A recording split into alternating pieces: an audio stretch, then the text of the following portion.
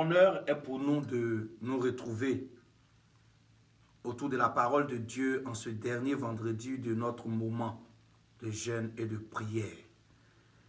Bien-aimés dans le Seigneur, la présence du Seigneur est fondamentale pour notre croissance. Être dans sa présence nous permet sérieusement de pouvoir avancer et évoluer. Depuis le 13 janvier, nous avons commencé à échanger. Et je crois que celui qui suit avec assiduité verra quelque chose arriver dans sa vie. Parce que c'est bien aussi de bien commencer. Alléluia. Aujourd'hui, je voudrais, dans notre étude sur notre bien-aimé David, nous entretenir autour d'un thème. Ils reviendront. Ils reviendront. Nous avons ce combat épique dans le livre de 1 Samuel, le chapitre 17. Mais ce qui va nous intéresser aujourd'hui, c'est l'origine de Goliath. Et quand tu lis 1 Samuel, le chapitre 17, au verset 4, il est dit, il y avait un homme parmi les Philistins qui était de Rapha à Gath. Un homme qui était parmi les Philistins, qui était de Rapha à Gath. Et la description de Goliath va continuer. Donc en 1 Samuel 17, verset 4, il va être présenté de Rapha à Gath. Il va être vaincu. Sa tête va être coupée après sa défaite par David. L'histoire va continuer. Beaucoup de combats vont être remportés par Israël. Mais mon attention va être attirée sur un point important. Et je vais vous permettre de comprendre que ce combat qui a démarré, ou qui avait démarré en 1 Samuel 17, ne s'est pas arrêté là-bas. Donc allons-y tous dans le livre de 2 Samuel, le chapitre 21, à partir du verset 15 jusqu'au verset 22. Cela va nous enseigner un élément fondamental et quelque chose d'essentiel et d'important. 2 Samuel 21, verset 15. Je lis la parole du Seigneur. Les Philistins firent encore la guerre à Israël. David descendit avec ses serviteurs et il combattit les Philistins. David était fatigué. Ça veut dire qu'il était avancé en âge, ce grand guerrier. Verset 16, lors de ce combat-là. Et Shishbi Benob, l'un des enfants de Rapha, eut la pensée de tuer David. Il avait une lance du poids de 300 cycles d'airain et il était ceint d'une épée neuve. Abishai, au verset 17, fils de Cherouja, vint au secours de David, frappa le Philistin et le tua. Alors les gens de David jurèrent en lui disant, « Tu ne sortiras plus avec nous pour combattre et tu n'éteindras pas la lampe d'Israël. » Verset 18. Il eut encore, n'oubliez pas que déjà au 15, il eut encore. Là encore au 18, il eut encore. Après cela, une bataille à Gob avec les Philistins. Alors Sibécaï, le Hushatite, tua Saph, qui était un des enfants de Rapha. 19. Il eut encore une bataille à Gob avec les Philistins. Et Elshana, fils de Jaré-Oregum, de Bethléem, tua Goliath de Gath, qui avait une lance dont le bois était comme une enceinte de tisserand. Il eut encore au verset 20 une bataille à Gath. Il se trouva un homme de haute taille qui avait 6 doigts à chaque main et à chaque pied, 24 en tout, et qui était issu aussi de Rapha. Et il jeta un défi à Israël. Et Jonathan, fils de Chiméa, frère de David, le tua. Ces 4 hommes au verset 22 étaient des enfants de Rapha à Gath. Ils périrent par la main de David et par la main de ses serviteurs.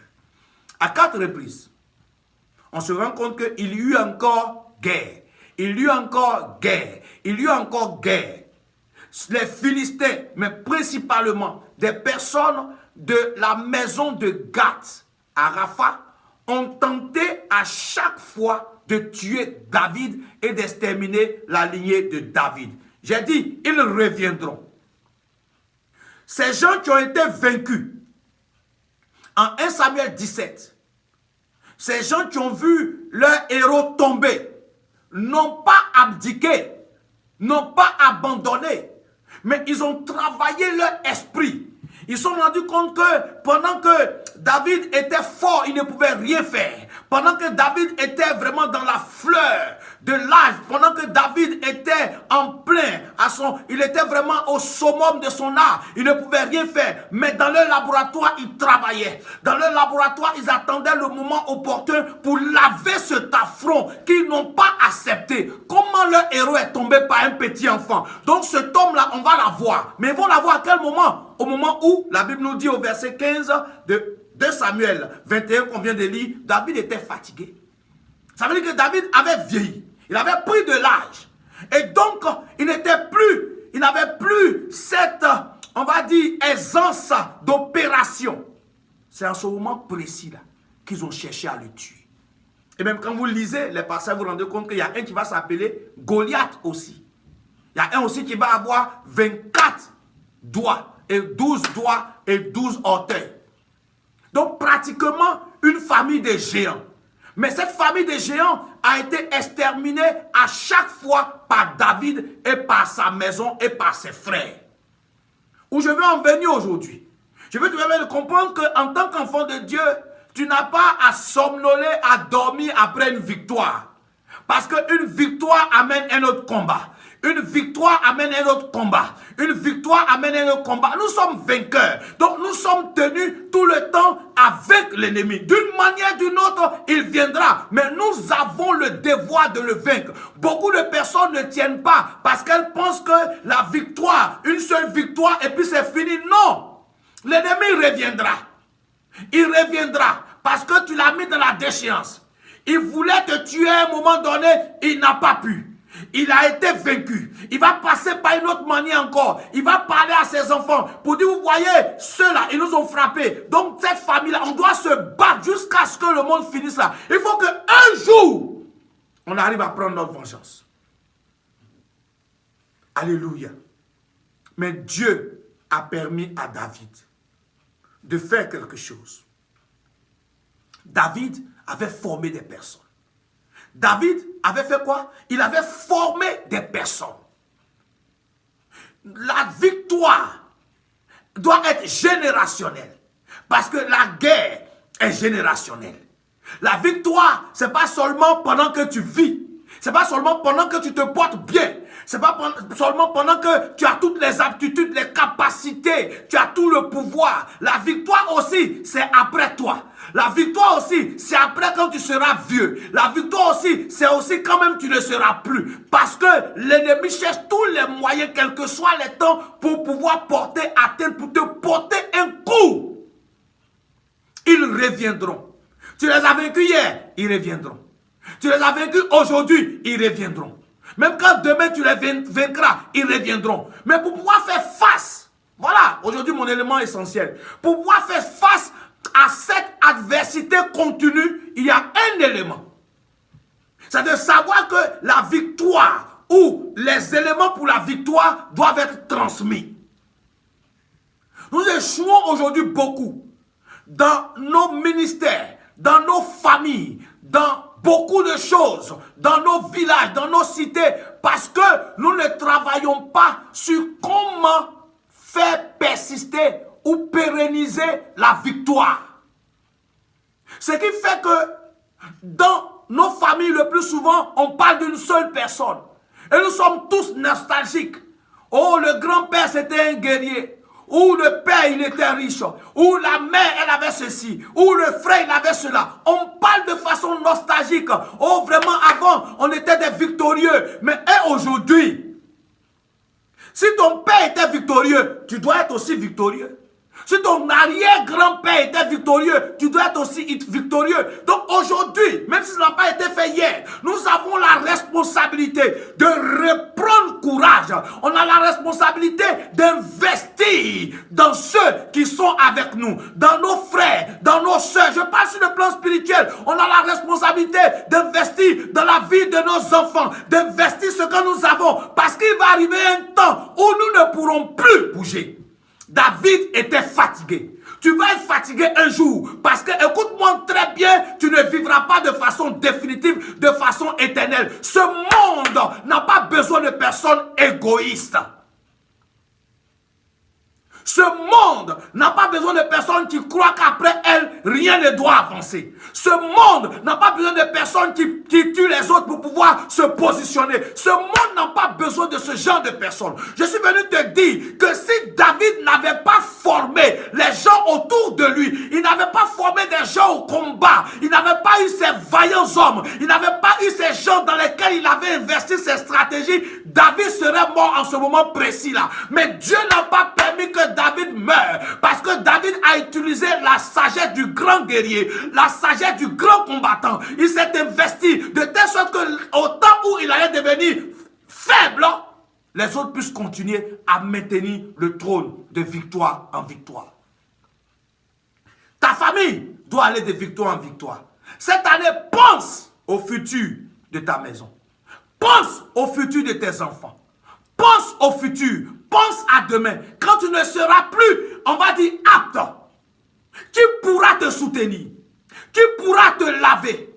Qui pourra te maintenir? Il faut penser à cela. Parce que c'est très important. Quand tu ne fais pas ce que tu dois faire aujourd'hui, quand tu ne t'investis pas dans tes enfants, quand tu ne leur enseignes pas, quand tu ne payes pas le prix pour eux, quand tu ne fais pas ce qu'il faut faire, quand tu ne leur montres pas la route, demain, tu seras abandonné. Demain, personne ne sera là pour te soutenir. Écoutez-moi très bien. La chose essentielle et fondamentale pour pouvoir évoluer et vivre en paix après, c'est l'investissement aujourd'hui. Et l'investissement aujourd'hui s'appelle l'éducation. Donnez une mentalité de vainqueur à vos enfants. Enseignez à vos enfants comment vivre, comment marcher. Parce que ce que tu aurais investi dans la vie de ton enfant parlera pour toi demain. C'est pour cela qu'il ne faut pas lésiner sur les moyens quand il s'agit de s'investir dans l'éducation, dans la formation. Il s'agit de mettre les enfants dans les conditions pour que demain, par la grâce de Dieu, s'ils ont reçu la bonne éducation, ils puissent être des bras qui vont permettre à la famille de continuer. Vous savez, pendant que je parle, il y a plein d'images. Il y a beaucoup d'images qui viennent sur mon visage ou dans mon esprit. Je vois des maisons d'anciens cadres. Je vois des maisons d'anciens, on va dire même, responsables politico-administratifs, des gens qui étaient riches. Je vois ces maisons-là qui sont aujourd'hui des maisons qu'on ne peut même pas regarder. Ces maisons sont devenues noires. Ces maisons même n'ont même pas de courant. Ces maisons n'ont même pas d'eau. Pendant que lui, il était vivant, toutes ces choses-là étaient là. Toutes ces choses-là, tout le monde venait. Mais quand la personne est partie, tout a dégringolé, tout est dégradé. Parce que simplement, il n'y a pas eu l'investissement comme il se devait. L'investissement, ce n'est pas seulement avoir l'argent pour que les gens viennent manger chez toi. Mais cet argent que tu as là, il faut t'investir dans tes enfants. Investir dans des personnes qui demain, lorsque tu ne seras plus, puissent même entretenir ce que tu as laissé. Jésus-Christ s'est investi dans ses disciples, ces 12 là. Il y avait les 12. Il y avait les 12 principaux. Il y avait les 70, il y avait les 120. Et parmi les 12, il y avait 3 particuliers. Il y avait un à qui il va révéler le livre d'Apocalypse. Jésus s'est investi dans ses disciples. Et aujourd'hui, nous sommes en 2020. L'évangile continue. Parce que Jésus savait qu'il fallait pérenniser l'évangile. Le monde, je répète, n'a pas besoin d'égoïstes. C'est de toi seulement qu'on doit parler. Ce n'est pas la peine. C'est de soi seulement qu'on doit parler. Je répète encore, ce n'est pas la peine. Le monde ne s'arrête pas à toi. Il faut de la projection. Et David avait de la projection. Des gens peuvent te décevoir. Tu vois, tu peux avoir plusieurs enfants, mais un enfant qui peut te valoriser parce que Dieu est fidèle. Investis-toi dans les enfants. Les enfants ont différentes sagesses, différentes intelligences, mais toi, le père ou la mère, investis-toi. Il y a un au moins que Dieu va prendre, peut-être même deux, peut-être même trois, peut-être même tous, je ne sais pas. Mais si tu t'investis, Dieu va choisir au moins un pour te faire continuer, avancer et te donner de la paix. Si tu as été un bon parent, comme David, Dieu va essuyer tes larmes. Si tu as été un bon parent, comme David, Dieu va permettre, et ils vont te dire, papa, tu as trop travaillé. Garde, reste tranquille. Nous maintenant, on va s'investir pour que tu puisses vivre. C'est ce qu'ils ont dit à David. Ils disent, tu ne sortiras plus afin que tu n'éteignes la lampe d'Israël. Nous allons nous occuper de ces gens-là. Donc après David, il y a eu d'autres personnes qui ont remporté la victoire. Mais parce que David a su s'investir en eux. En quoi t'investis-tu? That's my question. Ma question en ce jour, c'est en quoi t'investis-tu? Tes habits là ne vont rien changer. Tes bijoux ne vont rien changer. Mais l'éducation est capable de changer beaucoup de choses. Je dis bien l'éducation. Investis-toi, éduque tes enfants. Bats-toi pour qu'ils soient éduqués. Investis-toi dans l'information, dans la formation. Investis-toi pour que demain, quelque chose de grand puisse sortir. 2020, nous déclarons des choses, c'est bon, mais travaillons à penser après 2020. Nous avons 2020, c'est qu'on va avoir 2030 si Jésus n'est pas encore venu. On va avoir 2040 si Jésus n'est pas encore venu. Mais il y a des gens qui ne verront même pas 2050. Pas parce que je suis un prophète de malheur, mais si tu as 50 ans aujourd'hui, que nous sommes en 2020, c'est pas trop évident. Mais si tu as 60 ans, c'est pas évident. Mais même si tu atteins 2050, tu n'auras pas la même force. Mais si tu as commencé à t'investir aujourd'hui, tu as commencé à t'investir dans l'éducation de tes enfants, tu as commencé à préparer des choses, tu as commencé à donner des principes de vie, c'est sûr que cela va marcher pour toi quand tu n'auras même plus de pieds. Aujourd'hui, voilà ce que je voulais partager. Il y aura encore guerre. Ils vont revenir, mais qui vont trouver? Je ne veux pas qu'on parle de ta famille au passé. Je veux qu'on parle de ta famille au présent. Je veux qu'on parle de ton église au présent. Je veux qu'on parle de ton nom au présent. C'est-à-dire même quand tu n'es pas en vie, ton nom a encore de la valeur. Parce que ceux qui sont en vie là, ils sécurisent ton nom par leurs attitudes et les gens sont fiers d'eux. Je prie que Dieu te donne la sagesse, comme David, afin que tu aies des gens autour de toi qui vont te soutenir au moment où tu ne pourras plus faire quelque chose. Je prie que Dieu te donne la sagesse de t'investir dans des gens qui vont être des personnes loyales.